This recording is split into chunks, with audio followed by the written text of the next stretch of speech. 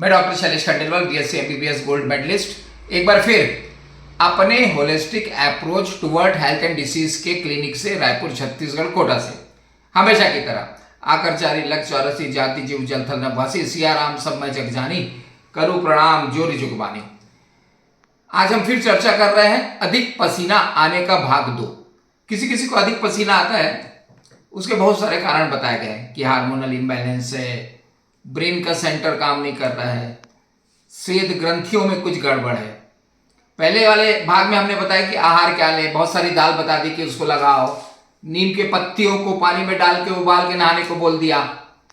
उसके बाद हमने विच हेजल बता दिया, ट्री टी सोप बता दिया। वो वाला पार्ट तो आपने देख लिया और वो आपने लिख भी लिया। अब हम दूसरे विज्ञान की तरफ चलते हैं जिसको होम्योपैथिक विज्ञान कहा जाता है। सैमुअल हैनीमैन इसके जनक थे। वो स्वयं एक एलोपैथिक डॉक्टर थे, मॉडर्न मेडिसिन के जैसे हम हैं। बहुत दिनों तक उन्होंने मॉडर्न मेडिसिन की प्रैक्टिस करी, फिर नई खोज करी। अब ये जितनी भी खोज हुई है उसका बेसिक कॉन्सेप्ट ये था कि यदि कोई चीज कोई खास बीमारी को ठीक करती है तो वो उस बीमारी को पहले उत्पन्न करती है, या ऐसा समझे किसी चीज को खाने से कोई बीमारी यदि उत्पन्न होती है तो वो उसे ठीक भी कर सकती है। मैं हमेशा कहता हूं, दर्द भी तुमने दिया है, दवा भी तुम देना। दर्द भी तुम्हें दिया है, दवा भी तुम ही देना। कोई प्लांट को खाने से कोई लक्षण उत्पन्न होते हैं तो उसे ठीक भी करती है।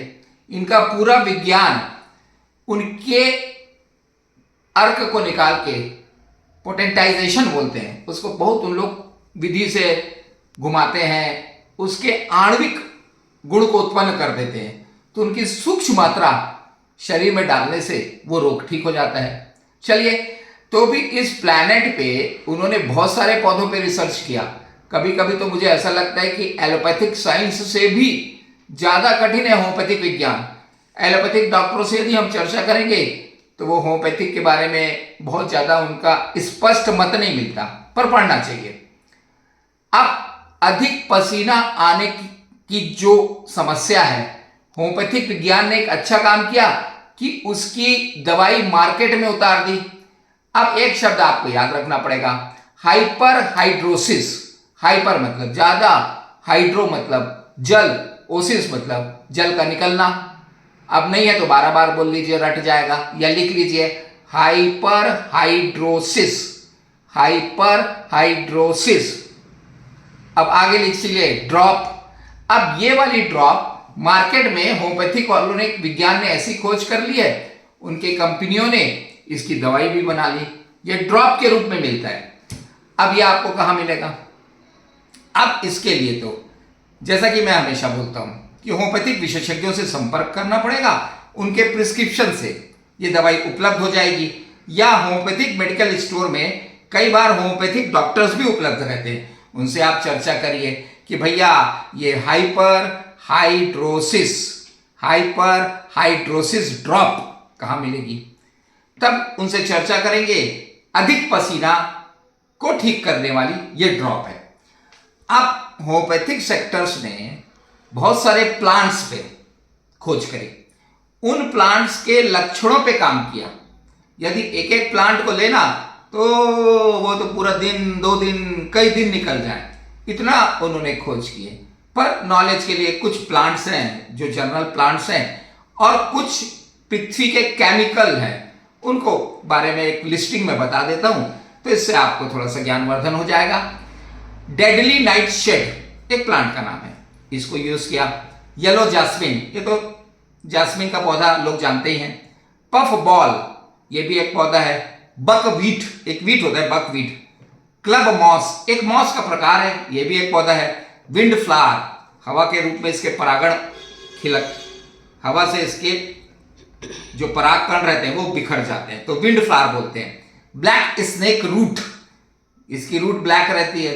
आर्बोरविटी, ये तो मिलता है, आर्बोरविटी तो बहुत सौंदर्य का है, जो गार्डन में भी मिलता है, जिसे विद्या के पत्ते कहते हैं, आर्बोरविटी। अब एक आता है पिलोकार्पस। ये होम्योपैथी की एक महत्वपूर्ण दवा है जो अधिक पसीना आने में काम करती है, जिसको ना जबोरंडी के नाम से लोग जानते हैं।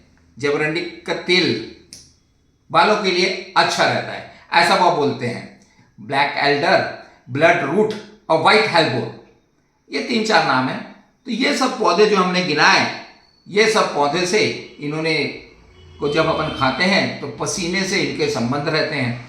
अब इसी को ट्राइचुरेशन करके इन्होंने दवाई बना ली, और कुछ कॉम्बिनेशन जो बना लिए जो हाइपर हाइड्रोसिस ड्रॉप में है। अब कुछ chemicals, inorganic and organic materials, ये तो प्लांट प्रोडक्ट हो गए। अब केमिस्ट्री में आ जाते हैं, इनऑर्गेनिक एंड ऑर्गेनिक। इनऑर्गेनिक में साइलिसिया, कैल्शियम कार्बोनेट, गंधक, ग्रेफाइटिस, एसिडिक एसिड, एसिड भी बहुत यूज करते हैं लोग, acidic acid, benzoic acid, nitric acid, ये सब को इन्होंने यूज किया, इनके लक्षणों को देखा और इनका पसीने से संबंध ढूंढा। सिल्वर नाइट्रेट, इसमें भी इन्होंने खूब काम किया। कैलेडियम। अब हाइड्रोकार्बन्स में आ जाते हैं ऑर्गेनिक, तो पेट्रोलियम पदार्थ, इसको भी यूज कर लिया। अब इतनी सब चीजों को इन्होंने यूज किया है। अब एक दवाई सीप होती ना, सीप, सीप के खोल की भीतरी परत और सल्फर, इससे भी बना ली मिला के, इसको लोग हिपर सल्फर बोलते हैं, ऐसा कुछ नाम है उनका। ये सब दवाइयां का उपयोग पसीने से संबंधित दवाइयां के रूप में उपयोग करते हैं। इनके लक्षण भी रहते हैं। एक एक दवाइयों को यदि बोला जाए तो 1-2 घंटा लगेगा। तो ये हो गया ऑर्गेनिक, इनऑर्गेनिक, प्लांट। अब एक जंतु से भी दवाई बना ली, कटल फिश की स्याही, कटल फिश होती है ना, ऐसे रहती है, उसकी स्याही से भी दवाई बना ली। अब कटल फिश की स्याही बहुत इंपॉर्टेंट दवा है, ये फीमेल में बहुत यूज करते हैं लोग। अब पर ये तो दवाइयों का आपने एक चार्टिंग कर लिया कि भाई ये पौधे हो गए, एक कटल फिश एनिमल हो गई, इनऑर्गेनिक हो गए, ऑर्गेनिक हो गए। परंतु मुख्य दवाई को मिला के एक ड्रॉप मार्केट में उतार दी गई। ये ड्रॉप 3-4 कंपनियां बनाती हैं। अब ये तो आपको अपने होम्योपैथिक फिजिशियन से पूछना ही पड़ेगा, या होम्योपैथिक स्टोर में जहां डॉक्टर उपलब्ध हो उससे चर्चा करनी चाहिए कि भैया हाइपर हाइड्रोसिस ड्रॉप कहाँ मिलेगी और उसका कैसे इस्तेमाल करते हैं।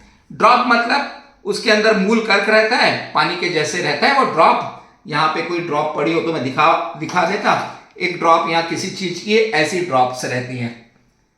अब इसको खोलने से इसमें बूंद बूंद दवाई गिरती है।